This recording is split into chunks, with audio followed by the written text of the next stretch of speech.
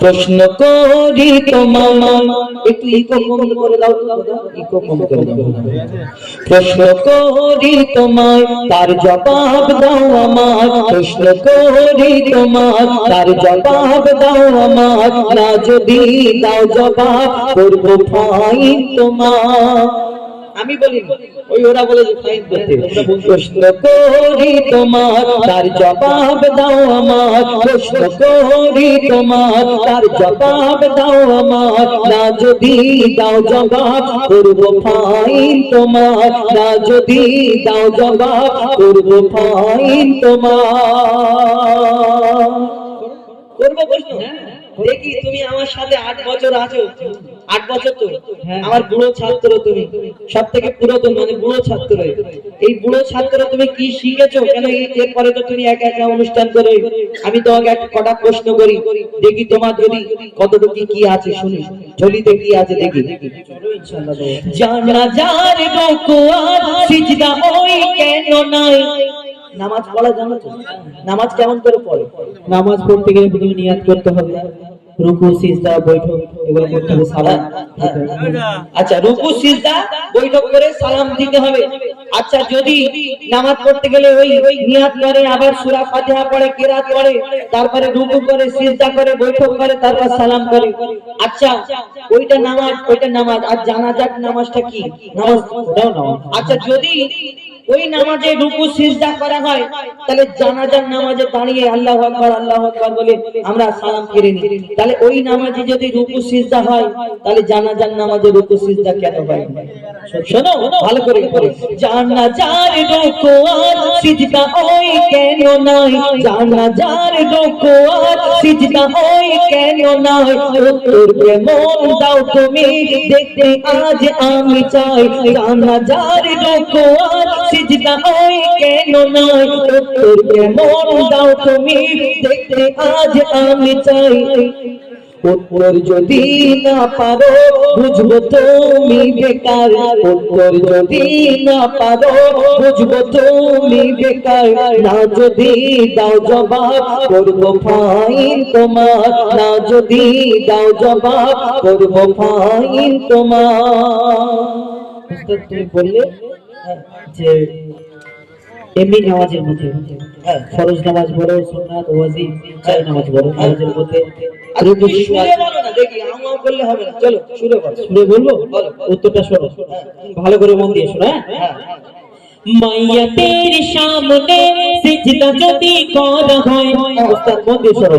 মাইয়াতের সামনে সিজদা যদি করা হয়, সেই মাইয়াতের সাথে আল্লাহর শিরক হয়ে যায়।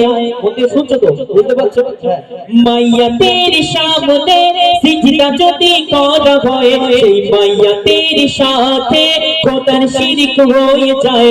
রুকু ও সিজদার আল্লাহ শুধু হকদার, রুকু ও সিজদার আল্লাহ শুধু হকদার। দিলাম জবাব তোমার, দাও ফাইন আজ আমার। একটা উত্তর দিয়ে দিলাম। হ্যাঁ, তুমি ফাইন সবার সামনে দোয়াজা লাগানো শেষ হয়নি। আচ্ছা, তুমি একটা প্রশ্ন উত্তর, তুমি তো অদা বলছো। আরেকটা তোমাকে প্রশ্ন করি, তুমি এর উত্তর দিয়ে দিলে, তার মানে আমরা কি বুঝলাম? যে নামাজ পড়তে গেলে রুকু সিজদা যেমন করা হয়, তেমন আল্লাহর সামনে আমরা সিজদা করি। সামনে কেউ থাকে না, আল্লাহকে আমরা সিজদা করি। কিন্তু মাইয়াতকে সামনে রেখে রুকু আর সিজদা যদি করা হয়, তাহলে খোদার সঙ্গে মানে শিরক হয়ে যায়। যে আমরা আল্লাহকে কাউকে সামনে রেখে আমরা সিজদা করতে পারিনি। কাউকে সিজদা এবং রুকুর শুধু হকদার একমাত্র আল্লাহ পাক রব্বুল আলামিন। তাহলে আরেকটা প্রশ্ন করি, শোনো। দুম্বা, ছাগল, উট, গরু ধর্মে হালাল জানি। হ্যাঁ, দুম্বা, ছাগল, উট, গরু সব যদি হালাল হয়, এই শুয়োর কেন হারাম? শোনো ভালো করে। দুম্বা, ছাগল, উট, গরু ধর্মে হালাল জানি। দুম্বা, ছাগল, উট, গরু ধর্মে হালাল হালাল জানি, শুকর কেন হয় হারাম তার জবাব দাও তুমি। দুম্বা ছাগল ওট গরু ধর্মে হালাল জানি, শুকর কেন হয় হারাম তার জবাব দাও তুমি। সময় দিলাম 2 মিনিট তার বেশি আর তো নয়, সময় দিলাম 2 মিনিট তার বেশি নয় তো আর। না যদি দাও জবাব করবো ফাইন তোমার। প্রশ্ন করলে একটু কড়া হয়ে গেল যেন, তো কড়া করবো না, শুধু সহজ সহজ করবো। এই বাবুরা আমি পারবো তো? এখন তো বিদাও তো নারাই তাকবীর, এই বলে পারবো। আচ্ছা আমার দিকে ঝরে যাবে তো ওই গলা দিয়ে আমার জোরে করে নারাই তাকবীর, একটা দাও তো নারাই তাকবীর। শোনো শোনো উত্তরটা তাহলে শোনো। তুমি বললে দুম্বা ছাগল উট গরু এগুলো ধর্মে হালাল, কিন্তু ওই শুকর কেন হারাম? হ্যাঁ মন দিয়ে শোনো উত্তর আমি কি বলছি শোনো। শুকর হলো প্রাণঘাতী সব রোগের ভান্ডার। ওস্তাদ ভালো করে মন দিয়ে শোনো, শুকর কেন হারাম করা হয়েছে?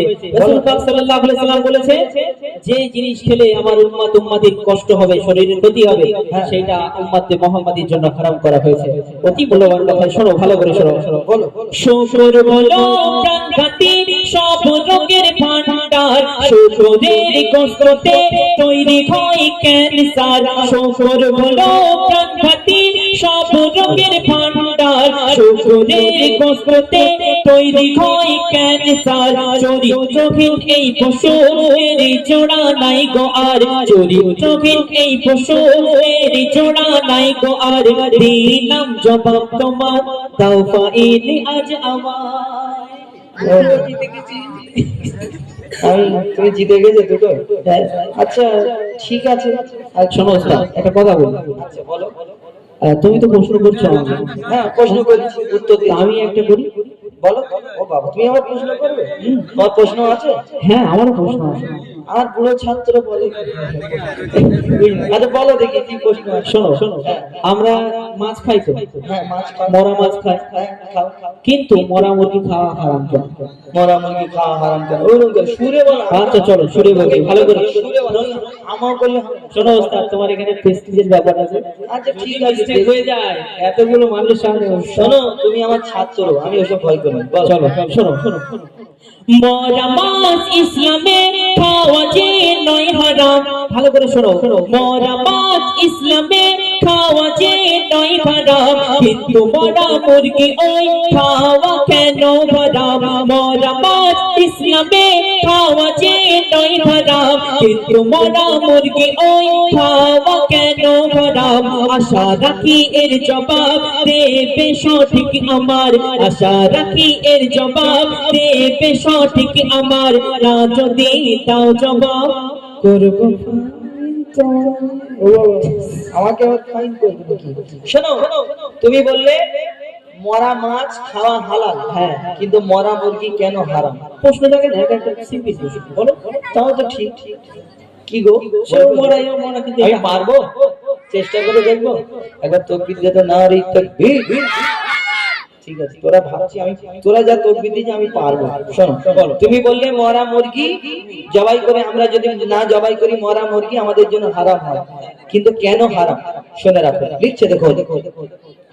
শোনো ভাই মুরগি ওই, শোনো ভাই মুরগি ওই যখনই মারা যায়, শোনো ভাই মুরগি ওই যখনই মারা যায়, ওর যত রক্ত ওই গোস্ত সব শুষে নেয়।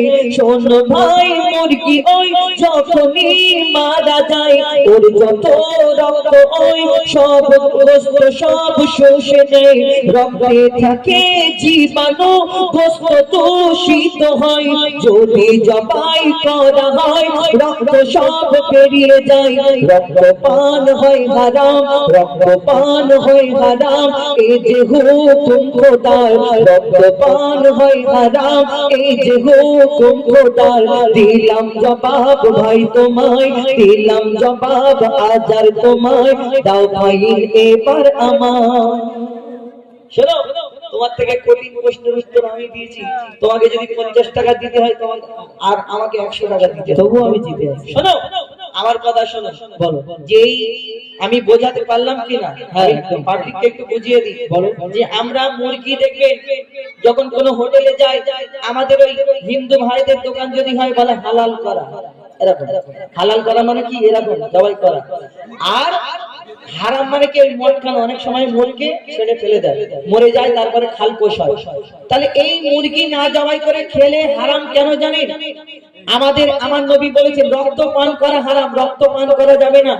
আর এই মুরগিটা যখন মারা যায়, এর যে রক্তটা আমরা ওই জানি না, হয়তো এই রক্তটা তো চারিদিকে ওর যে গোশ আছে সারা শরীরে ওই রক্তটা শুষে নেয়। আর সেই মুরগিটা যখন খালকোষ করে খায়, সেই গোশের ভিতরে এই রক্তটা চলে যায়। তাহলে আমাদের রক্ত খাওয়া সমান হয়ে যায়।